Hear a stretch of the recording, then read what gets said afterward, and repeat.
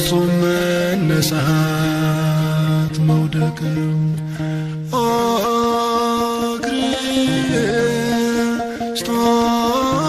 ክርስቶስ ንጉሠ ጽድቅ ምራቅን ተፉብኝ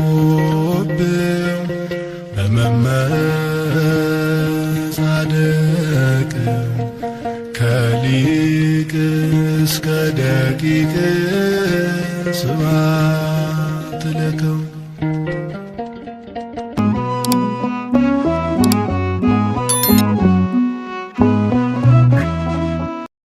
በስመ አብ ወወልድ ወመንፈስ ቅዱስ አሐዱ አምላክ አሜን። አምላካችን ቅዱስ እግዚአብሔር በምሕረት በይቅርታው በቸርነቱ ለዚህ ዕለት ለዚህ ሰዓት የጠበቀን ያቆየን ቅዱስ መድኃኔዓለም ክርስቶስ ክብር ምስጋና ውዳሴ ይድረሰው። እናታችን ድንግል ማርያም ወለላይቱ እመ አምላክ ክብር ውዳሴ ይድረሳት። ቅዱሳን መላእክት፣ ጻድቃን፣ ሰማዕታት፣ ደናግል፣ መነኮሳት እግዚአብሔር ያከበራቸው በእኛ በኃጢአተኞች አንደበትም ውዳሴ ምስጋና ይድረሳቸው። እንደ እግዚአብሔር አምላክ መልካም ፈቃድ ሰሞነ ሕማማት ሰሞን ላይ እንደመሆናችን መጠን በዚህ ሰሞን ምን አይነት ጸሎቶችን መጸለይ አለብን፣ ጸሎታችንስ ምንድነው፣ ምን ብለን መጠየቅ አለብን በሚለው እንነጋገራለን ማለት ነው። የምስጢር ባለቤት ቅዱስ እግዚአብሔር ምስጢሩን ጥበቡን ለኔም ለናንተም ይግለጥልን። በመጀመሪያ ውድ የተከበራችሁ ይህን ድምጽ የምታዳምጡ የምትሰሙ ወንድሞች፣ እህቶች፣ አባቶች፣ እናቶች እንዲሁም ህፃናት ኦርቶዶክሳውያን በሀገር ውስጥም ከሀገር ውጭም ያላችሁ በእግዚአብሔር የፍጹም ሰላምታ ቃል ሰላም እላችኋለሁ። እንደምን ሰነበታችሁ? እንደምን ቆያችሁ? እንደምን አደራችሁ? እንደምን ዋላችሁ? በቸርነት በምሕረቱ በይቅርታው ኃጢአታችንን ሳይዘከርብን ሳያስብ ሸፍኖ ያቆየን መድኃኔዓለም ክብር ምስጋና ይድረሰው። እንኳን ለሰሞነ ሕማማት ለሕማማቱ ሳምንት ለአብይ ጾም የመጨረሻው ሳምንት በሰላም አደረሳችሁ አደረሰን።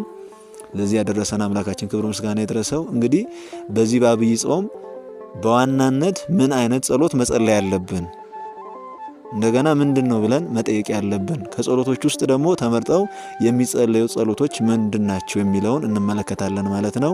እስከ መጨረሻው ድረስ ከኛ ጋር ይሁኑ። መኑ ቲዩብ ይሰኛል። ሳብስክራይብ፣ ላይክ እና ሼር ማድረጎትን አይዘንጉ። እንግዲህ ወደ ፈተና እንዳትገቡ ተግታችሁ ጸልዩ ብሎ በቅዱስ ወንጌሉ አምላካችን ቅዱስ እግዚአብሔር አስተምሮናል ማለት ነው። እንዲህ ብሎ የተናገረው መች ነው ቢሉ በደብረ ዘይት እሱ ሲጸልይ ሲሰግድ ወዙ እስከሚንጠበጠብ ድረስ ተንበርክኮ እየሰገደ እያለ አይሁዳውያን ሊሰቅሉት፣ ሊገርፉት፣ ሊያሰቃዩት በፍርድ ሸንጎ ላይ ያስቀምጡት ፈልገው ጌታ ኢየሱስ ክርስቶስን እየፈለጉ ባሉበት ሰዓት ሐዋርያት በደብረ ዘይት ጌታችን ጋር ሄደው ምን አላቸው?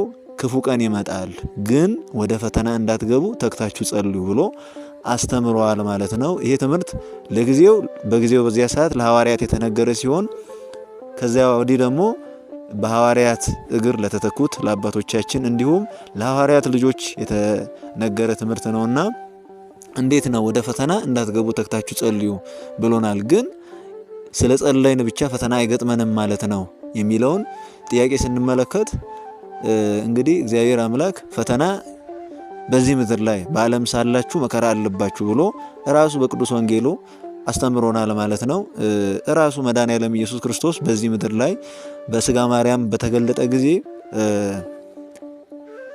ራቡ፣ እንግልቱ፣ ስደቱ እንዲሁም መራብ መጠማቱ እስከ መሰቀል ድረስ ደርሷልና እናቱ ድንግል ማርያም ከምንም ከስነ ፍጥረት ከኃጢአት ነፃ የሆነችው ስትሰደድ፣ ስትራብ፣ ስትንገላታ 64 ዘመኗን ቆይታለች ማለት ነውና እነዚህ አምላካችን ራሱ ምሳሌ ሆነውን እናቱ ድንግል ማርያም ቅዱሳን ጻድቃን ሁሉ በዚህ ምድር ላይ ፈተና መከራ ሲቀበሉ የመስቀሉን ጉዞ ይዘው ነው የቆዩትና ስለዚህ ምን ለማለት ፈልጎ ነው?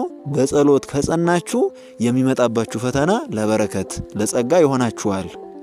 ፈተናችሁ የሚያጸናችሁ የሚያበረታችሁ እግዚአብሔርን የምታውቁበት እሱን እጅግ የምትወዱበት የምታፈቅሩበት ይሆናል ሲለን ነው። አንድም እንግዲህ ፈተና ሲመጣ ወዳጅ ጠላት፣ መልካም ሐሳቢ ክፉ ሐሳቢ ይለያል። ከዚህ የተነሳ በፈተና ሰዓት እንለያለን ማለት ነው እና ወደ ፈተና እንዳትገቡ ተግታችሁ ጸልዩ ያለን ፈተናው ለበረከት እንዲሆነን በፈተናው በጽናት ፈተናውን በድል እንድናጠናቅቅ ያንን ለማስተላለፍ ብሎ ወደ ፈተና እንዳትገቡ ተግታችሁ ጸልዩ ብሎ በደብረ ዘይት ተንበርክኮ አምላክ ሲሆን ራሱን ዝቅ አድርጎ ትህትና ሊያስተምረን ሲፈልግ ዝቅ ብለን መጸለይ፣ ከሰው ተሰውረን መጸለይ፣ ወዛችን እስከሚንጠበጠብ ለሱ መንበርከክ እንዳለብን ሲያስተምረን እንደዚህ ብሎናልና እንግዲህ በዚህ በሰሞነ ሕማማት ሳምንት ጸሎቶች ይመረጣሉ። በሌሎች ጊዜዎች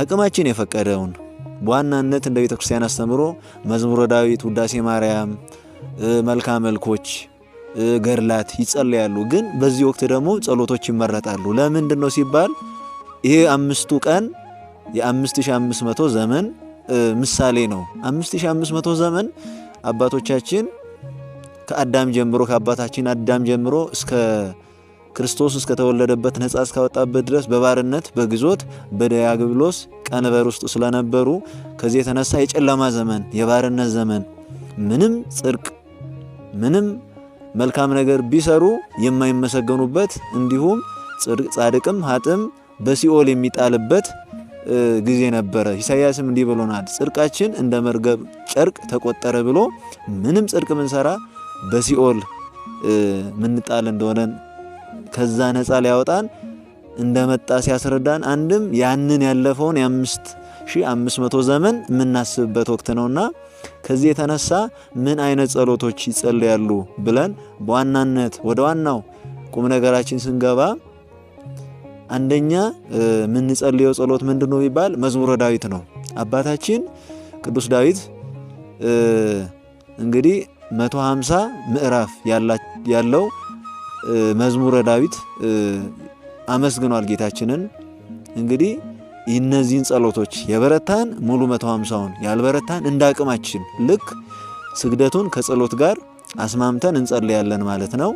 በዋናነት መዝሙረ ዳዊት የክርስቶስን ግርፋቱን፣ ስቅላቱን፣ መውደቅ መነሳቱን፣ የኛን መከራ፣ የቅዱሳን ሰማዕታትን ግፍ፣ ቅዱሳን ጻድቃን የተቀበሉትን ግፍ ምናስብበት ስለሆነ ከዚህ የተነሳ ለሁሉ ጸሎት መሪ አስማሪ ለሁሉ ጸሎት ሁሉን ነገር ያካተተ ስለሆነ መዝሙረ ዳዊት ይጸለያል። እንዲሁም በቤተ ክርስቲያን በሰባቱ ጊዜያት የነግ የሰለስት እንደገና የቀትር የተሳቱ ሰዓት ተብሎ ተከፋፍሎ የነግ የጠዋቱ የ3 ሰዓት የ6 ሰዓት የ9 ሰዓት የ11 ሰዓት ሆኖ መዝሙረ ዳዊት ይጸለያል ማለት ነው። ከዚህ የተነሳ በዋናነት በትኩረት መዝሙረ ዳዊት ከዛ ሲቀጥል ውዳሴ ማርያም ይጸለያል ማለት ነው። የእመቤታችን የቅድስት ድንግል ማርያም ውዳሴ ከዛ ሲቀጥል ደግሞ ካገኘነው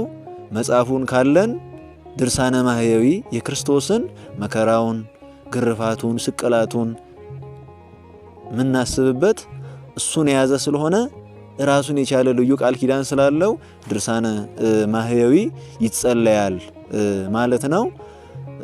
ሌላው ሲቀጥል ደግሞ አባቶቻችን ሲያሳርጉ ምእመናን ይህን ድምጽ የምትሰሙላችሁ አስተውላችሁ አዳምጡ።